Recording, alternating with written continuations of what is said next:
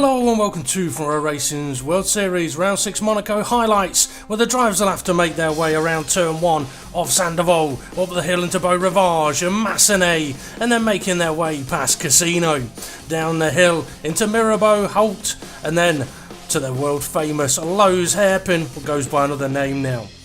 And then we're into Mirabeau Basse and Portier, and then into the tunnel, where the drivers will be absolutely flat out, making their way down to the Nouveau Chicane, where we could see some action, and then the mighty corner of Tabac. And then we're into the swimming pool, Louis Chiron, Piscine, and the second part of the swimming pool, now over to Rascasse. And then the final corner of Anthony Nogues. And now we'll hand over to the race commentary team.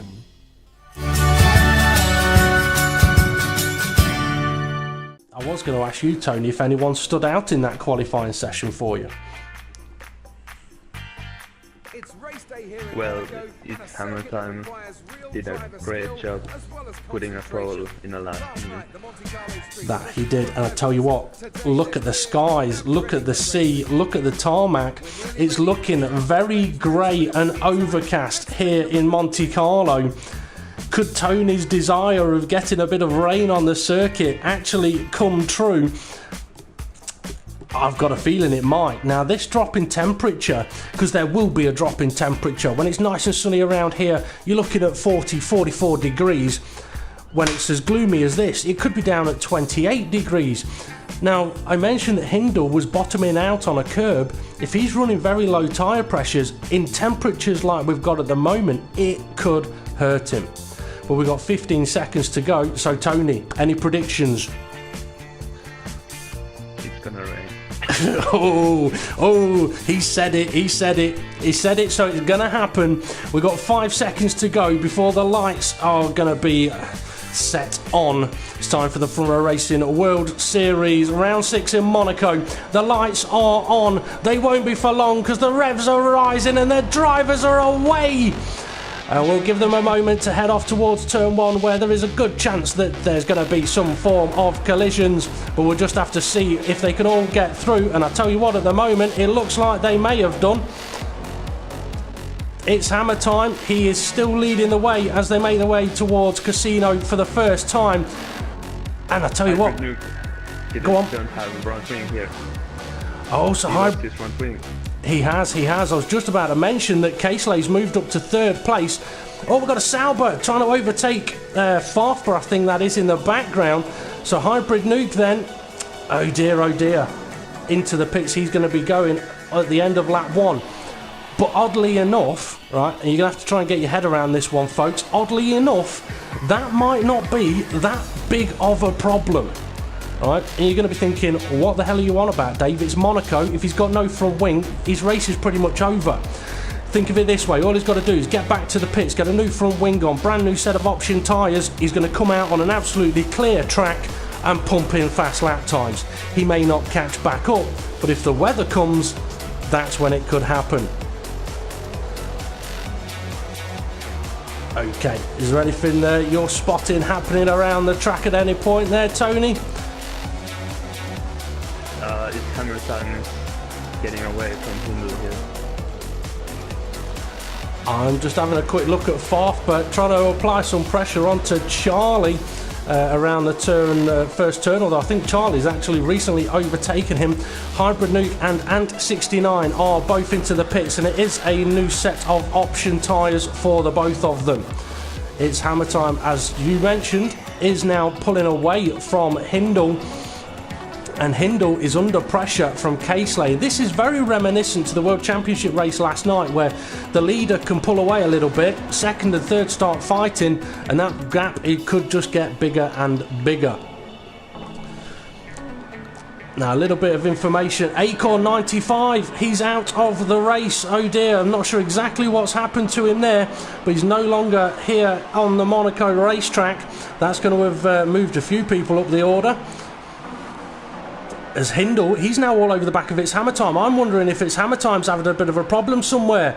He's into the pits. He's into the pits. Is it raining? It doesn't look like it's raining. Is that for damage? It is. He's lost half a wing. Oh dear, oh dear, oh dear. it has all gone wrong for It's Hammer Time then. Prime tyres on the car.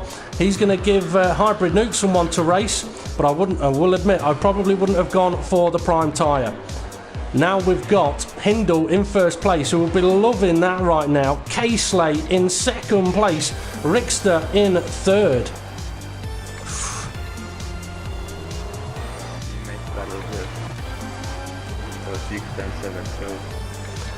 Now you've raced against Richie Davey a lot. Given their current track positions, what do you think these two should do as a team? Perhaps that. I was about to say, do you reckon Andy should let Richie go through? I don't think he had much choice about it, but do you think Richie can now catch up the cars ahead? Yes, I think he will. He's a fast driver and he will fight it. Yeah. If there's one thing you can be pretty sure of, Richie will fight it as much as he can. His teammate did have DRS on him, but not close enough to attack. But these Saubers, I think you can tell they've been practicing together because they seem to be very closely matched on pace. And as I say that, Richie opens up the gap a little bit. And for myself, it came down to this. Okay, if I happen to qualify somewhere near the front and I can get into the lead, I'll decide then. K-Slay deep into Raskas.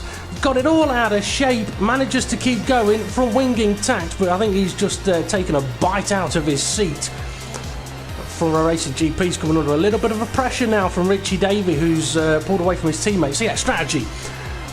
It was like, okay, I'm in the lead, I'll pull away. If I can open up a pit stop gap, get that in the bank, then we're covered. And then it was a case of, right, this race can be one-stopped. If I put myself on a two-stop and then I have to pit again because I've hit the barrier, I'm putting myself onto a three-stop. Oh, Charlie, he's under pressure from It's Hammer Time, who's just taken the position off him. So it's not Charlie that's pitted. He's still running in 9th place at the moment, with It's Hammer Time now moved up to 8th. We'll have to keep an eye on how It's Hammer Time works his way back through the field as Hybrid Nuke. I said he was going to post fast lap times if he puts the option tyres on, and he is doing, but he's down in 10th place. And I tell you what, if we have a look at the skies, I think it's getting brighter. Sunnier. It is. Yeah. I don't think the rain you wanted is going to come, I'm afraid, Tony. We'll have to wait and see. You've got to push them for every single lap. As David Harper, that's what he's trying to do, but for a Racing GP is definitely closing in at that gap on him. I tell you what, Tony, while I'm just having a quick look at these two, seeing if they can get any closer to each other, could you find out what the gap is between... Oh, David Harp's into the barrier! He's hit the exit of the Nouvelle Chicane for a Racing GP, having a look into back, trying to get Dave out of shape. Ant69, he's out of the race, and there he is. He's had a crash at the swimming pool chicane. It's an easy one to have a crash and end your race there. I think that may have just put from a Racing GP off a little bit, because he's now backed off from Dave the Harp a bit. Oh, Dave was very, very lucky there. Very lucky. Right behind It's Hammer Time is K-Slay, who's pitted, and then Hybrid Nuke. So Hybrid Nuke is slowly pulling himself back into this fight as Andy and Rickster are getting very, very close, heading down towards Mirabeau, and Rickster sneaking through up the inside. A beautiful move there. I don't think Andy can fight back at this point. He's still on his starting tyre, his option tyre. So Rickster and It's Hammer Time have pulled that pit stop back. Oh, and Andy's into the barrier. That could be a bit of front wing gone. It's Hammer Time. He's looking all over the back of him. Is he going to try going for a move into the chicane? He's having a look. Oh, there we go. There's a crash, and K-Slay sneaks through between the two of them. That's an unfortunate one, that. It is an overtaking place, but it's a tricky one to get right. That's going to be It's Hammer Time heading to the pits for a new front wing. So he's gone from pole to two crashes. Andy Russell, he's going to need a new front wing as well. The only upside for him is that he had not pitted yet. Oh dear, oh dear, oh dear. Hindle, he's still going around with Richie Davey just behind them, who also started somewhere around that area. It's almost as if the slightly more experienced drivers have got through these first 14. Oh, just as I say it, Dave the Harp goes and spins it in the Nouvelle Chicane. Well done, Dave. You can't blame me for commentator's curse on that one. I was praising you a bit. but he's just gifted FRR Racing GP second place. Now, K-Slay, let's see. K-Slay's on the prime tyre, and he did mention to me he doesn't like the prime tyres too much around here, but I know he has done a lot of running on them. He's currently 28 seconds off the lead, so if Hindle pits, Hindle's still going to be ahead of him. But what is kind of interesting is that K-Slay's 28 seconds off the lead, and FRR Racing GP, his teammate, is 11 seconds off the lead, so there's 17 seconds between them. So when FRR Racing GP makes his stop, it's going to be possibly quite close between those two Ferraris. Have we got anyone that's really close at the moment, Tony, that's worth having a look at? It's Hammer Time, and Andy Russell is fighting for 8th place. Okay, so yes, these two, they had a bit of a coming together, didn't they? So Andy Russell was able to come out ahead of It's Hammer Time. Oh, but Andy Russell a bit out of shape, and then It's Hammer Time even more out of shape. Still got his front wing intact, but It's Hammer Time is on the option tyre. Now, they had a crash coming down to this chicane before. Are they going to have it again? No, they think better of it, and it's the wise decision. I mean, this is not an easy track to overtake on. I mean, that's the thought, actually, Tony. If you were going to try and overtake someone around this circuit, where would you be looking at trying to do it? Great question. I don't actually know. This is a very difficult track, so you have to wait for the mistakes and go for there, but I don't know. The DRS zone isn't so long, so you can't catch so much there, but this is one. Yeah, I was about to say, and he's got it. It's Hammer Time's just done a beautiful move there. Because you're right, this is not an easy place to overtake, and even Kev yesterday when he was behind Temp Fear, he was saying to me, I can't get past him. DRS isn't strong enough to attack him into turn 1, and I had about a lap and a half of nearly crashing myself as I was thinking about it, and I was like, okay, look, use the DRS to get close at turn 1 and just put him out of position. You get him out of position in turn 1, you can have him up towards the top of the hill. Yes. It is a very, very tricky one. I mean, even the little straight heading up to Tabac, it leads to a very dangerous corner. Through the swimming pool, I mean, I remember driving through there with DRS open on qualifying laps, and if your car could handle it, oh, it was amazing. Oh, Andy Russell, he spun. Now we'll be saying, yeah, go past Richie, yeah, go past Richie. Richie will be going, cheers, mate. Although probably say it a bit differently to that. Oh, I'll tell you what, I mentioned about the little battle that we could have going on. K-Slate has got Hybrid Nuke all over his gearbox, and K-Slate is catching Dave the Harp. He's bringing 2 cars along for the party. I don't know if Hybrid Nuke's going to have to pit again, or if It's Hammer Time is going to have to pit again. I don't think K is, but they are catching Dave the Harp at a fast rate of knots. Do you reckon Dave's going to be able to fend them off? Well, he's on prime, so it's gonna be hard, especially when K-Slay is on options.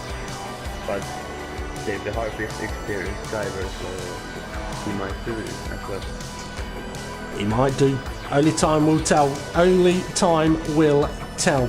So while we're just having a quick look at this battle, do you want to just have a quick look, see if the gap... It's Hammer Time's going for the pits. Yeah, I was going to say, do you want to have a quick look, see if the gap between first, second and third is opening up at all? Rickster has pitted. He has pitted. That's got to be for a set of option tyres. I said about lap 24, 25. That's what he's gone for.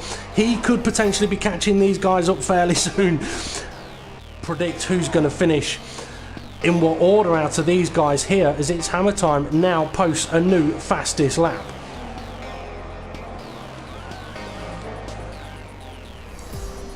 Okay, he's trying to find different places to overtake Dave the Harp, and finding that all of them are not really working. He's going to have to try something different. He's going to have to try something perhaps a little bit unusual, perhaps a little bit risky.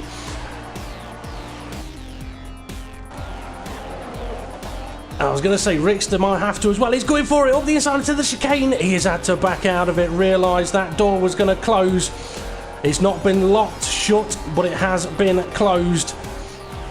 And I tell you what, Dave's got a little bit of a gap between himself and Kay at the moment. Oh no, he's not. He's spun it. He's spun it. That lets all three of them through. That, oh, Dave. I tell you what, Dave, go and chuck it into the pits now. Put a set of option tyres on. See where you can finish. That's, I think, what I'd be tempted to do. He's not, though. He's continued on. Oh, we said it wouldn't be easy to keep these guys behind him for 12 laps. And it wasn't. But Kay has now got Hybrid and Rickster applying the pressure on him. It's Hammer Time posting another fastest lap.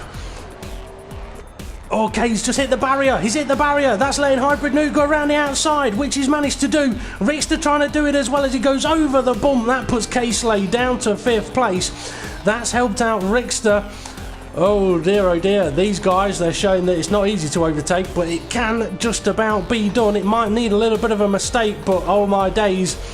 This battle is just about to get one car bigger because it's Hammer Time posting his fastest laps. He's just entering the tunnel now. He's not but far behind these guys. It looks like Charlie has got a few corner cuttings now. Okay. And Rickster as well. Rickster was that? Rickster and Charlie and Andy Russell. Okay, Andy Russell. Sorry, go on. Yeah. Andy and Charlie have got few. Oh, we've got a spinner. It's Charlie. It's Charlie. He's had a bit of a spin there. Thankfully, it's not going to cost him a position at the moment. But that's interesting, you know. If Rickster has got time penalties because he is hunting down Front Row Racing GP at the moment, and if he's got time penalties, he'll know he's got time penalties. So not only does he need to catch and pass, which we've seen he can do, he needs to catch, pass, pull away.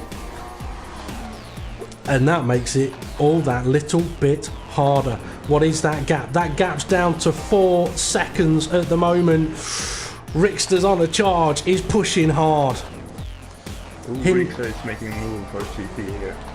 He's already done it. He's already got through. He's got ahead. I was just about to go and have a look at how they were getting on, but Rickster is ahead. The only thing is, Front Row Racing GP might not know that Rickster's got penalties. If he does know, he might not know how much. So he's kind of got to try and stay close. But I mean, I don't know if you've noticed this, Tony, in your racing days around Monaco. It's so much easier to chase somebody around Monaco than it is to be ahead of someone around Monaco. Yeah, that's true. I mean, we saw Hybrid Nuke. Rickster, was it? No, K-Slay got ahead of him. Looked like he was just going to pull away, but Hybrid was able to stick with him.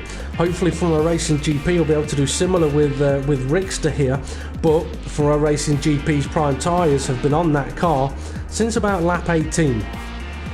And what he's now going to have to be careful of is Hybrid Nuke, who's also on a set of prime tyres, that he's not too far behind him. 5-6 second gap. Would hopefully like to think that that is safe. Do we have any idea, Tony, just how many penalties or what sort of time penalty Rickster's got? What gap he's going to have to try and pull out here? It was 3 seconds. 3 seconds, so I think he's already near enough pulled out that gap. Oh, not quite yet. He's going to have to get a shift on. But he is about to start the final lap of the race, and what Tony has said is absolutely spot on. I mean, It's Hammer Time had a fantastic pole lap time. Unfortunately lost his front wing, and from that point Hindle was able to take the lead and pull away, and he's barely been seen since by the drivers or by us, but I'm sure he'll be having his hand out of the cockpit waving to a few of the fans as he's making his final way around the Monaco circuit. But what he doesn't want to do is think that he has won it yet, because as any driver knows, you can still lose it. You can ruin the whole race on the very last lap here in Monaco. And that's not something that any driver really wants to do. But it's a really tricky situation, because for someone like Hindle now, he's in the lead, he's comfortable, but if you just back off and take it too easy, as even Ayrton Senna has shown in the past, you can easily crash the car by backing off too much. But Hindle's not done that. He's only got one corner to go, so through Anthony Nogues it'll be, and towards the finish line to take victory here in Monaco. A great drive by him there. Rickster has got himself back up to, well, say back up to second place. He'll hope that that gap is big enough to keep hold of that position. So second place it'll be for Rickster. Kind of came out of nowhere on that one. For a Racing GP, he's going to cross the line in third place. He will be absolutely delighted with that, with Hybrid Nuke in fourth, who crack open a beer, down it in one, close your eyes and pass out. There we go, Hindle taking the beautiful Monaco trophy. Fantastic race by himself there. And a very interesting race for the World Series drivers. How Farfba's car ended up where it was in the pit lane, I have no idea, but that's where it was. But Hindle will be buzzing about joining the Monaco Winners Club, which I'm still claiming access to because I did win it last year. And now we can have a look at who did receive penalties.